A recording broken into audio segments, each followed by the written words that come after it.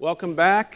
Thanks so much for coming, and a special thanks to my panelists. They are all supporters of the Cybersecurity Policy Research Institute. We're very lucky to have them. I'm Brian Cunningham. Is our bios up there? Yeah, they'll be up there. So I'm not going to spend much time. I've been in cybersecurity for about 22 years. I was a professional intelligence officer and cybersecurity lawyer, and my last job in government was I was the deputy legal advisor to the White House National Security Council when we did the first national strategy to secure cyberspace way back in 2002, and when there really wasn't any such thing as cybersecurity, to get to our question. The answer I always give to that question is I can give you perfect security. All you have to do is unplug every device and turn them all off. Otherwise, everything is a risk management decision, except to the extent you're regulated, then you have the legal issues as well. I want to apologize that there's really not much to talk about in cybersecurity.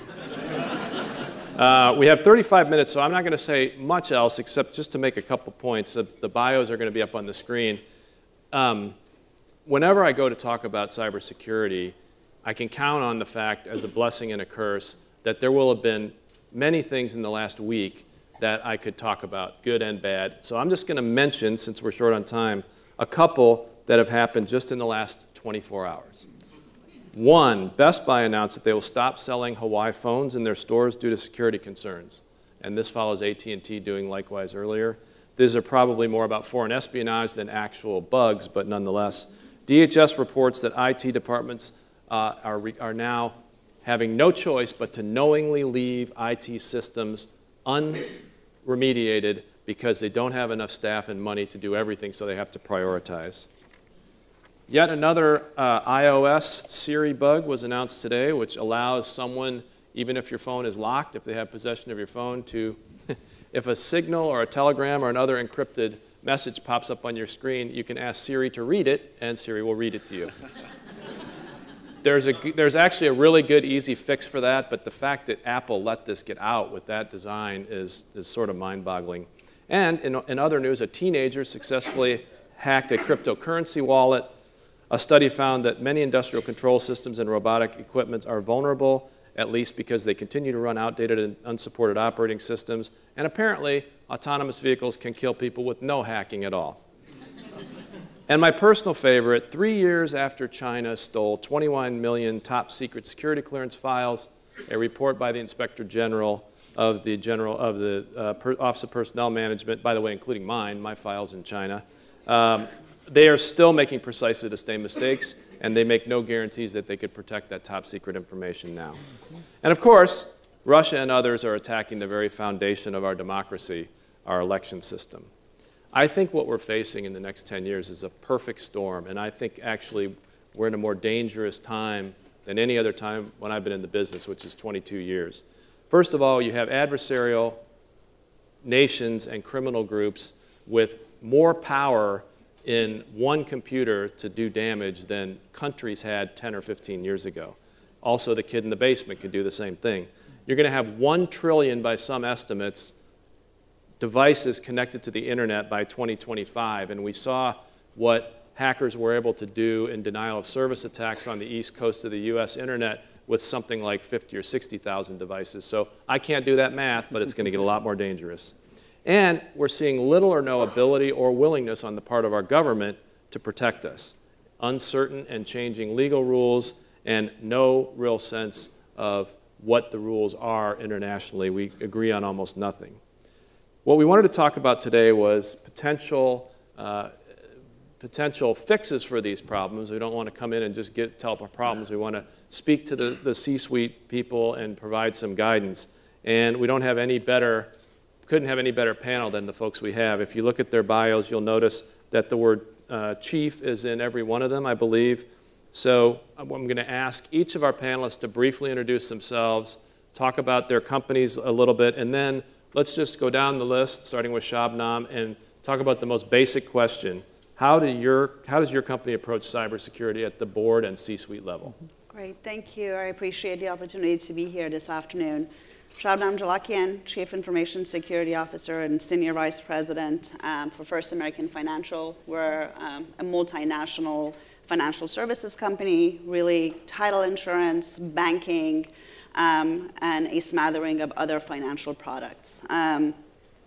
how we address information security with our board and the audit committee. They're super interested, obviously, because of everything you just touched upon. We clearly collect, store, transmit, process a lot of non-public personal information. Chances are, if you've bought a house, in the last 20 years, we have your information, right, as a title insurer. So we take it really seriously, but obviously you can't boil the ocean, right? You can't secure everything exactly the same way. Kind of in a nutshell, how we address security is we do it in a risk-based approach. So we identify what our key elements of data are, and we apply the most amount of security to that data set. Again, we have an unlimited budget. Again, there's a limit to everything. But relatively speaking, we have carte blanche to procure anything for security, but we've got to spend those dollars pretty wisely. And I would say one more thing. You could secure your perimeter defenses, your kind of network edge, as much as you want. You cannot fix the human firewall weaknesses. And what I mean by that is if you are not conducting information security awareness, if your users don't know not to click on phishing links, it doesn't matter how many millions of dollars you spend on security, right? So awareness is probably the most important thing to tackle, and that's kind of one of the key things we spend time on. Again, we have more than 22,000 employees, so it is a large task. I would just add to that the awareness and training is so important, not just from a standpoint of actually preventing attacks or mitigating them, but also because that's going to help a great deal with your potential legal exposure. Particularly in any regulated industry, if you can demonstrate that you had a quality, reasonable cybersecurity training program and you're electronically tracking that your employees took it, or in the university they make us take it, I just took ours yesterday and they track that, then if someone screws up, at least you can show that as a company you did your best to prevent that. And I will add just one more quick thing that might be relevant to this audience. The biggest risk we have as a financial services company, obviously hacking is really huge on our list, but it's the risk of wire fraud, right? Any real estate transaction, ultimately the funds that a buyer brings to the table to buy a property is really, really very vulnerable, because if you think about how many different parties to a transaction touch that, real estate agent, buyer, seller, attorney, the surveyor, the guy who does the appraisal on your house, the plumbing company. So if you think about that whole chain end to end, again, when I talk about risk-based, those are the kinds of things that we grapple with. And I think, if I'm not mistaken, in those kind of real estate scams, if the money gets transferred to an account that was given to the receiving bank, doesn't matter what kind of fraud occurred, they will not give that money back. More often than not, the money does not come back. Usually it goes offshore, at which point, again, laws are different. And yeah, it's a complex problem. Right. Ryan. Thanks, Brian. My name's Ryan Perma. I'm founder and chief scientist at a local security vendor named Cylance. We started about 5 years ago to bring a lot of the advances in artificial intelligence and big data to the security space. My background, I'm more of an attacker for the good guys. I came up through reverse engineering, exploitation, and vulnerability analysis, and understanding how the bad guys operate to drive better defenses across the board. And one of the things that we're seeing today is that it's really, really challenging to get enough people. And this is a key driver on why we brought the concept of artificial intelligence in, because the challenge of having about 2 job openings for every person that we could potentially hire in here, we're at a massive negative deficit in terms of the talent pool. By leveraging machines that are smarter than they were even 3 years ago, we're able to start to close some of that gap and at least help us get a little bit of breathing room as we build up the right types of training programs and the right types of concepts out there. Now, from this, what we found, we take a very mathematical approach to security, and we found that this really resonates a lot, particularly in the CFO and risk committees at the board level. by helping understand where your assets are and by proving mathematically that you're reducing risk, you can begin to shift the conversation away from we can't stop this attack. It's Russia, it's China, it's North Korea. There's nothing we could do, to one that we can actually start to measure. And once you can measure it, you can start to assign risk. And once you can assign risk, you can do the right things to reduce that risk. Well, Ryan, speaking as a simple country lawyer, can you explain a little bit about what the approach is to mathematically prove you've reduced your risk? How does that work? Sure. So at its basis, there's the whole concept of the unknown unknown. And what we found is that it's really not quite as unknown as we thought. It's a big data problem, but it's not an unsolvable problem.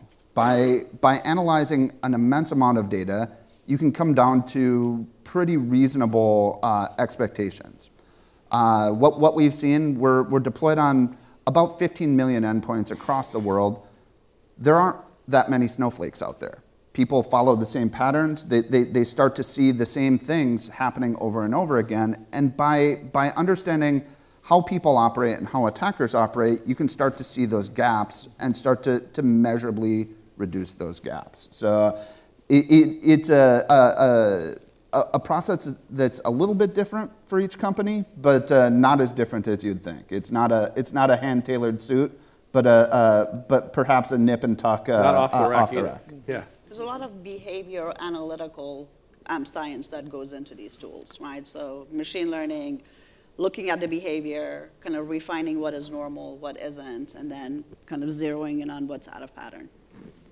Absolutely, and with that, I mean, the tools and the technology that are available today through the cloud, through advancements in connectivity, collecting sensor data, and being able to manage massive storage elements have really spawned a whole new area of research right now. Now, it's great to be working with UCI.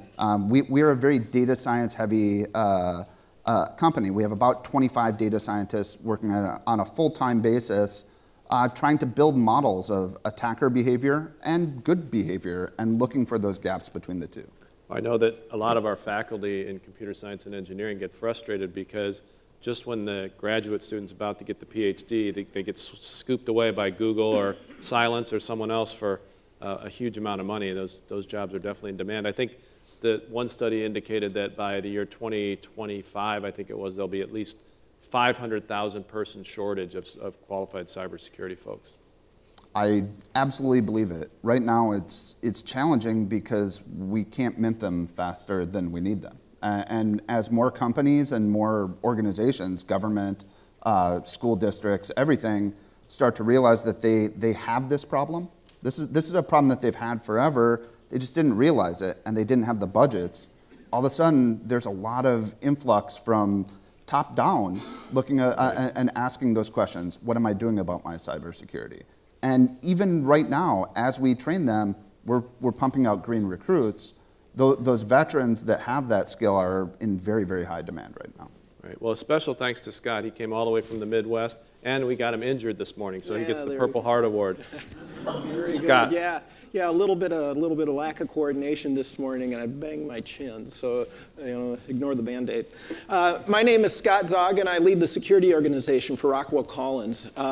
Includes both the physical security and the information security side.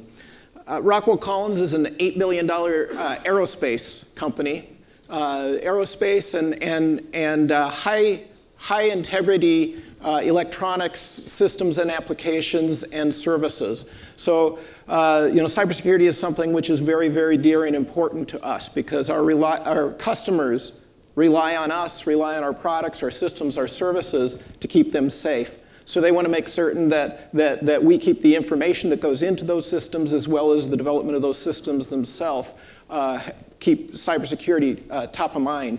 And so I've actually been really, really fortunate coming into this role because our board of directors and our top-level management has put cybersecurity as a very high priority for a number of years, predating my time in this particular role. So that's a huge help. And I would say for anybody who's trying to make certain that they get the proper cybersecurity posture within the company, starting at the top of the company and make sure you have that buy-in is critical.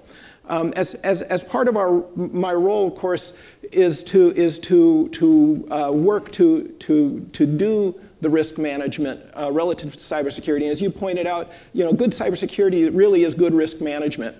You could spend an infinite amount of money on cybersecurity, but nobody has an infinite amount of money. So you got to figure out how much is enough. And we kind of have a three-part approach towards doing our cybersecurity risk analysis. So the first part starts with, who are the bad guys out there? What are their capabilities? What are their interests? That kind of a thing. So we do a good assessment of what's out there that potentially could be adversaries, could be attackers of our systems. And then we look at how do their interests overlap with our operations. And that helps us to know where we're probably most vulnerable, where we need to put our effort, that kind of thing. In order to get that kind of data, we employ a number of different intelligence feeds. But we also work very closely with some of the industry groups. We have ISACs both on the defense side of our business and on the commercial side of our business that we work with. And we found those to be extremely valuable ways of sharing information. So, because the people who are potentially would be attacking us are the same people who would potentially be attacking our competitors. And so by being very open in those forums, by sharing what we might be seeing out there, but then also benefiting from what all of the other people in the same environment are seeing, helps us all to be a whole lot safer. So that's kind of where we start with, is understanding what's out there, who's likely to attack us, what kinds of attacks are they likely to do against us. And then we after looking at that, then we kind of take a look at what do we have in place around those systems that are most likely to be the subject of attack. And to do those analyses, there's a number of really good cybersecurity frameworks. The common frameworks are a good starting point. They're not an ending point necessarily, but they're a good starting point to understand that you have the proper layered security in place around those. And then when we're all done with that, we do an overall risk management assessment. So we look at the risk and the probability of the risk, as well as the controls that we have in place to defend against that. And we assess the likelihood and severity of a potential attack. And that helps us to understand, where are those places where we might want to spend some more dollars, and where might we want to shift them from based on how our various different risks come out. We found that to be a very, very good approach to have prudent cybersecurity within the budgets that are reasonable. So you've all touched on the importance of having a risk and threat assessment. Obviously, at the beginning of your cybersecurity process, you have to know what your crown jewel information are, what's really needed to be protected. But how frequently do you assess again? How do you keep track on an ongoing basis of what the threats are? Maybe I'll ask Ryan first, because you wear two hats. You not only run a company, but you provide security services. How often do the threats change, and what are we seeing down the pike? So the heart of my business, we deal with attacks. And on a daily basis, I see about 1 million new files a day. And of those 1 million new files, probably about 500 to 600,000 of them are pieces of malware. We watch constantly, have billions of events coming in from all around the world. This allows us to feed information in to our systems to understand what functionally is sort of happening. Internally, we use a sort of a weather map type of metaphor on seeing who's attacking, what types of attacks are happening, and frankly, what our customers' coverage is on these types of attacks. I suspect as we get more and more companies out there understanding things like intelligence feeds, they're performing very similar types of analysis against their types of assets. I unfortunately, My asset base is pretty small, but if you consider all of our customers' assets as assets that I care about, we start to talk about huge numbers of very diverse machines out there. Well, also, running a cybersecurity company, like I've run cybersecurity law firms, getting hacked is a bet the company proposition. Even if you don't lose any key assets, your reputation is going to be damaged in a way that might be irretrievable. So to that, we're a little bit closer to the infinite budget, but we have a much smaller attack surface. I'm very happy to say that in terms of product security specialists and IT security specialists, on a percentage of our company, it's surprisingly high, but that's easy to do. I'm a security guy. My partner that is our CEO is a security guy, and our entire board came up through security investment groups. So selling them on the need for very high security was not a heavy arm twisting activity. So I'm sure that's an unusually good situation to have. Most boards probably did not come up through security. And I'd be curious, maybe start, Shabnam, with you. How do you translate engineer speak into C-level speak? And at what level of, and I'm going to ask everybody, at what level of detail do they need to hear information? And how do you make sure they get what they need, even if they don't want it? So kind of the strategy that works for us, we, again, technical tools, we employ a number of them. We spend millions of dollars a year on, technical security. But I think what is really critical is identifying key business processes in a company. So where does your money come from? Where do you collect data from? So really understanding the business from the perspective of people who do the work and bring the money and the data in.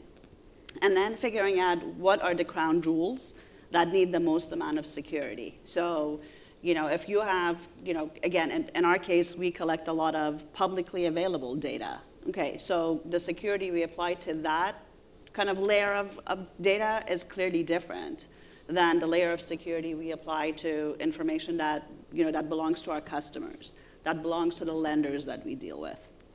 So I think speaking it from that lens and making sure that the risk assessment and the controls we apply are in line with, again, the lines of business, and speaking in that terminology to our board and executives it's much more meaningful to them.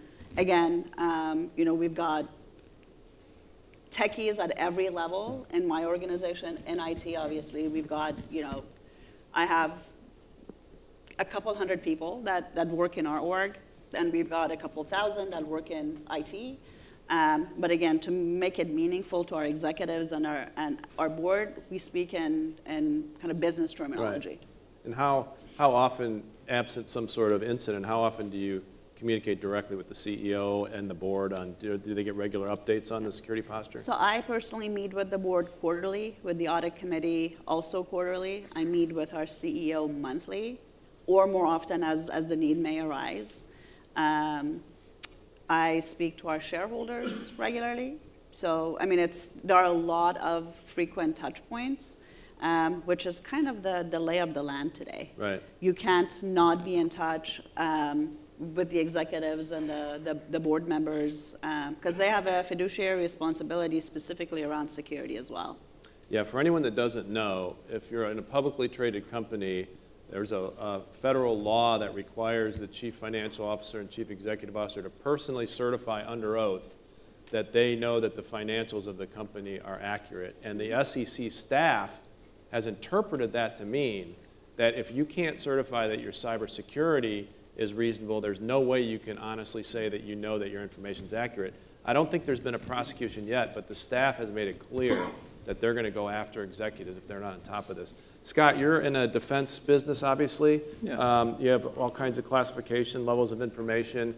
Would you say that your board is more actively interested than normal, or kind of normal? I would say that definitely our board is very highly actively interested. I also meet with the board about quarterly, but so we have the Technology and Cybersecurity Committee on that board, and the chair of that committee actually scheduled and came in for a week-long just primer on cybersecurity. You know, go down and tell me all about it. Tell me about all the different controls you put in place, the different control families, you know, all that kind of a thing. And really wanted to know some of the details.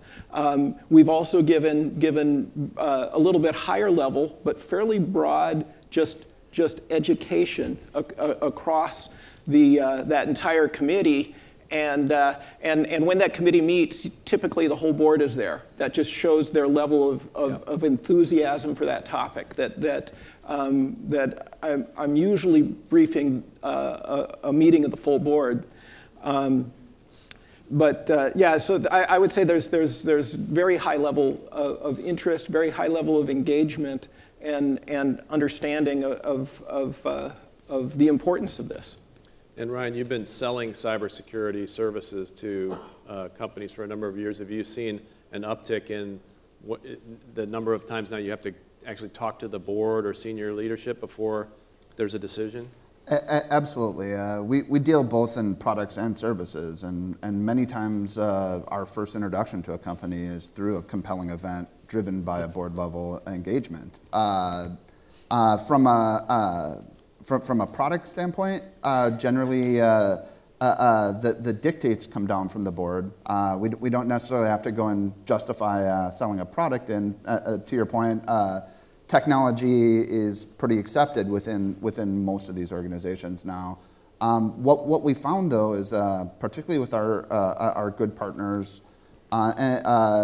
they're engaging at the board level, and that's where their pitch starts, and it spreads from there. What we found is that boards are asking the questions that CISOs have been asking for a long time.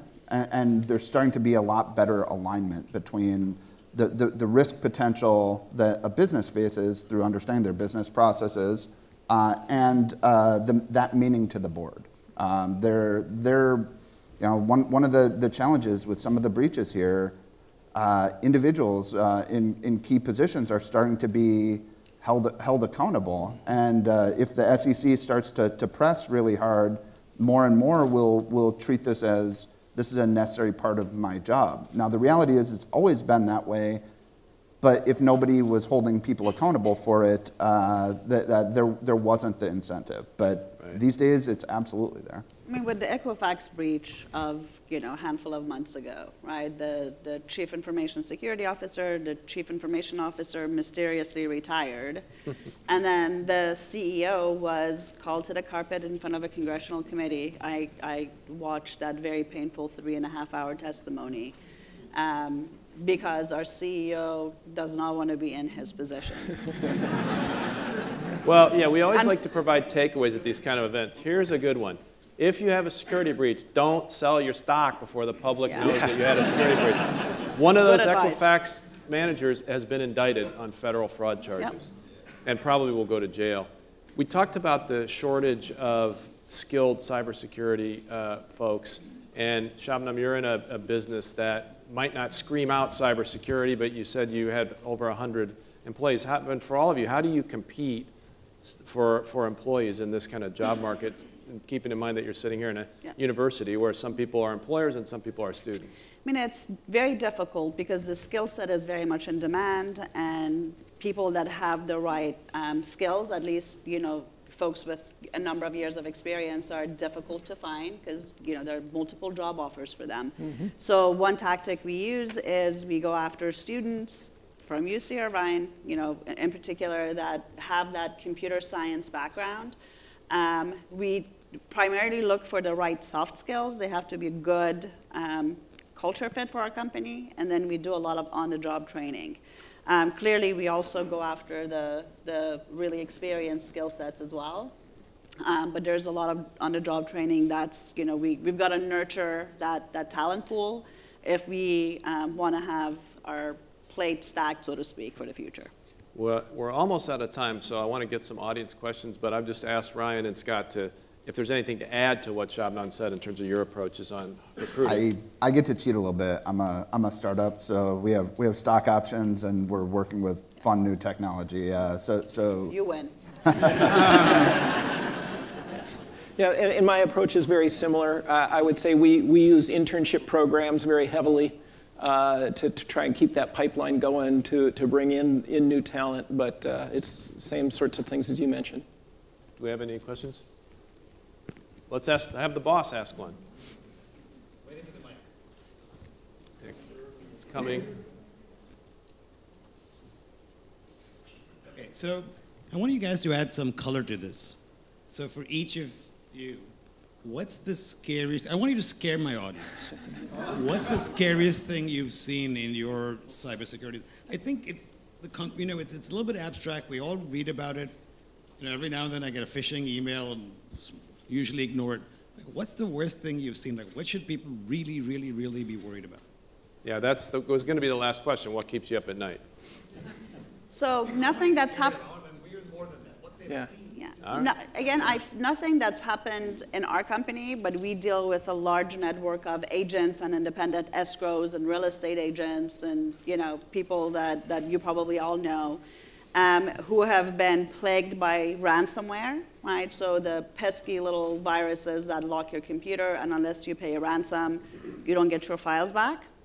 The problem is for a real estate agent, they have all the kind of the statement of information that you submit to the bank for your mortgage, probably stored somewhere in their email. So I've seen cases where that has led to a buyer losing their whole life saving because there was a wire fraud through a spoofed email.